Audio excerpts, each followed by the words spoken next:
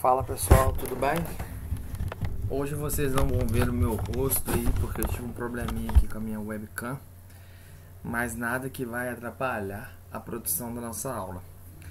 Para finalizar os conteúdos do ano, nós vamos falar aqui das fontes de energias renováveis e não renováveis.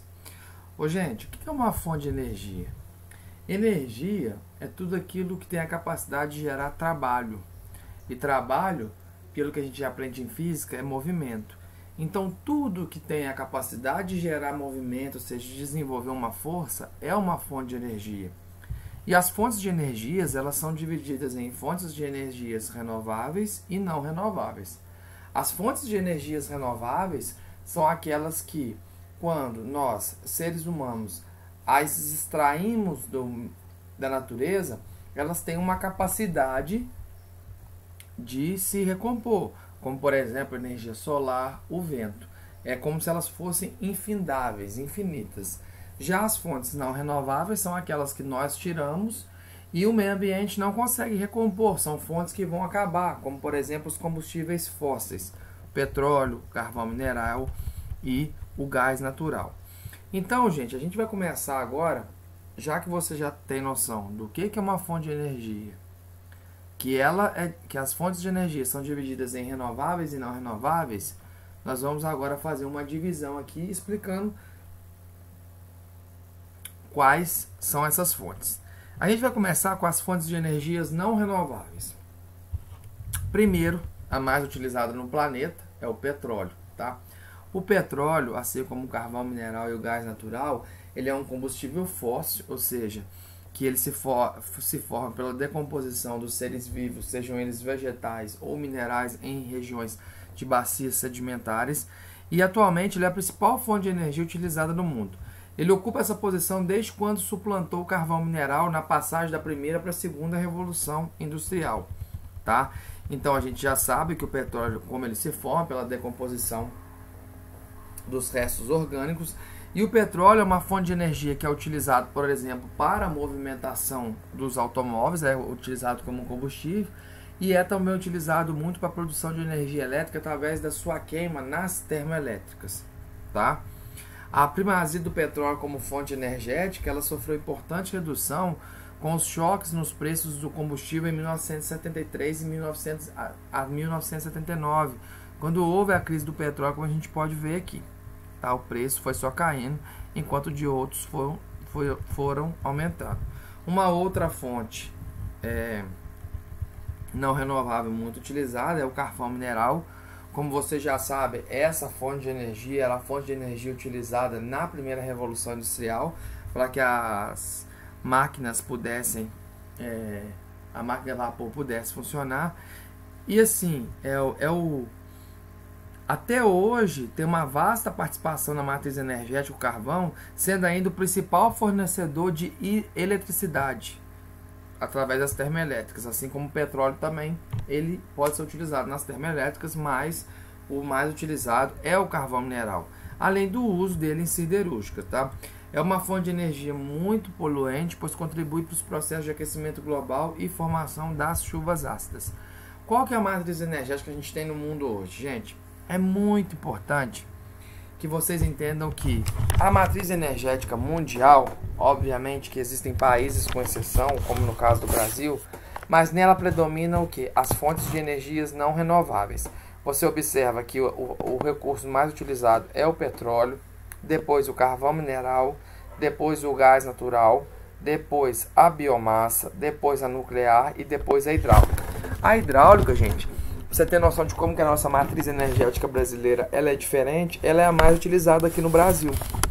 Essa matriz energética mundial é uma matriz energética poluidora. A do Brasil é uma matriz energética que ela tende à utilização mais de fontes de energias limpas e renováveis, tá? E aí, somando-se ao carvão mineral e ao petróleo, nós temos o gás natural. O gás natural é um combustível fóssil, assim como o petróleo e o carvão mineral, mas ele tem a vantagem de ser menos poluente e poder ser utilizado em diversas áreas.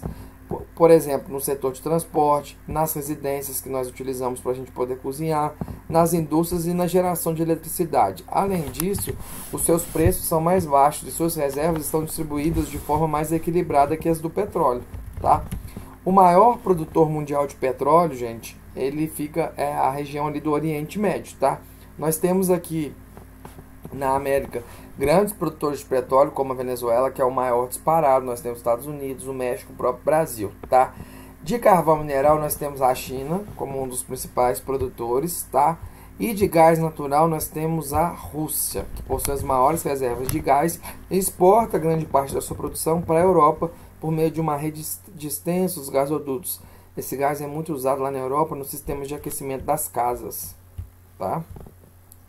Nós temos também a energia nuclear, que é uma energia um pouco perigosa. Aqui no Brasil nós temos duas usinas nucleares. Nós temos aqui, estou te mostrando a foto de Angra 1, mas tem também Angra 2, tá?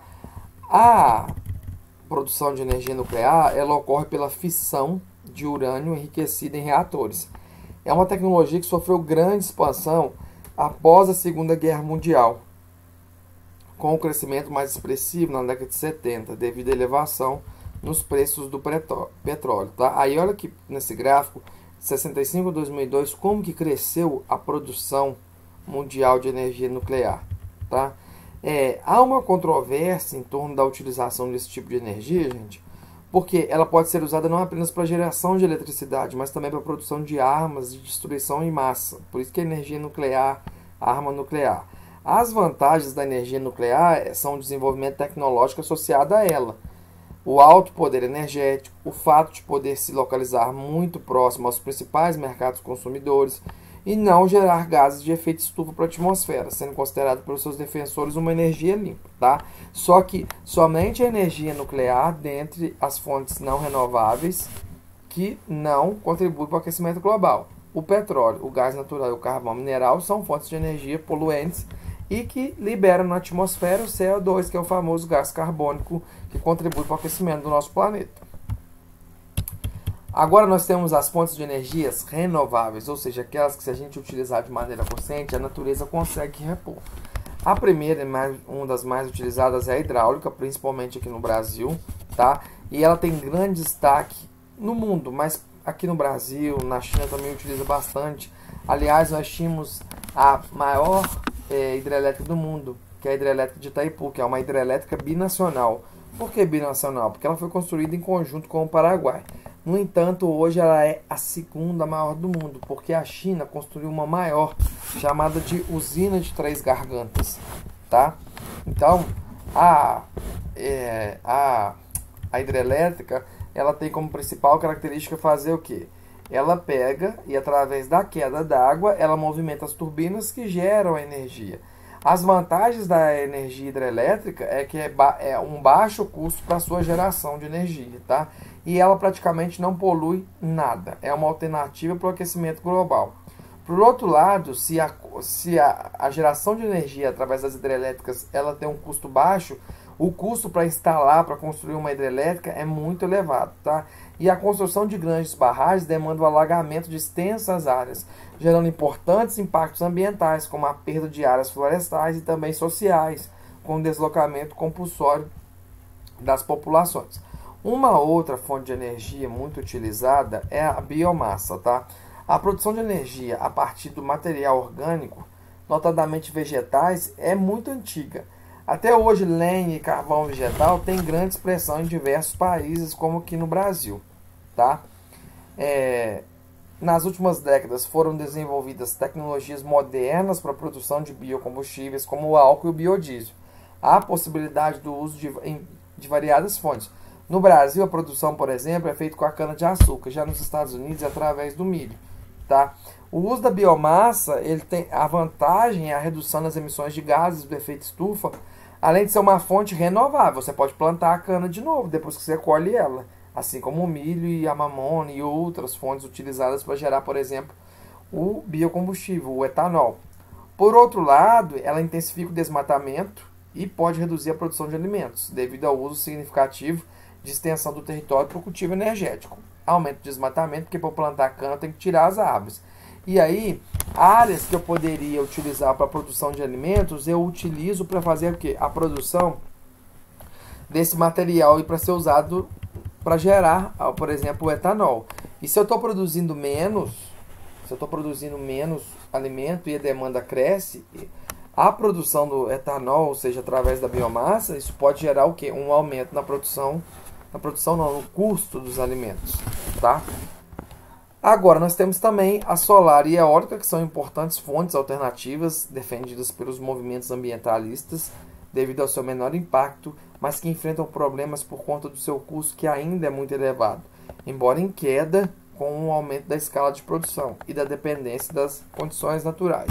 A energia eólica, gente, ela necessita que os ventos na região sejam de pelo menos 3 metros por segundo, tá? Aqui no Brasil a gente tem uma condição de ter parques eólicos no Nordeste e também aqui no Sul do Brasil. O maior produtor mundial de energia eólica hoje é a Alemanha.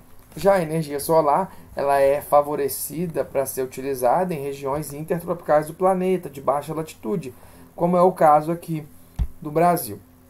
Importante, então, você lembrar que, além dos conceitos de renovável e não renovável, é que as fontes de energia mais poluentes são as não renováveis, como o carvão mineral, o gás natural e o petróleo, que contribuem para o aquecimento global através da liberação principalmente de CO2, tá? De gás carbônico. Tá? A única fonte de energia não renovável que não contribui para o aquecimento global é a energia nuclear, como nós vimos. A principal diferença da energia renovável para não renovável é que a renovável ela é considerada uma energia limpa. Limpa porque não contribui para a poluição da atmosfera. Obviamente que todas as fontes de energia, à sua maneira, elas vão gerar impactos ambientais. Só que as renováveis não são poluentes. Ok? Espero que vocês possam ter aprendido. Um grande abraço e até a próxima.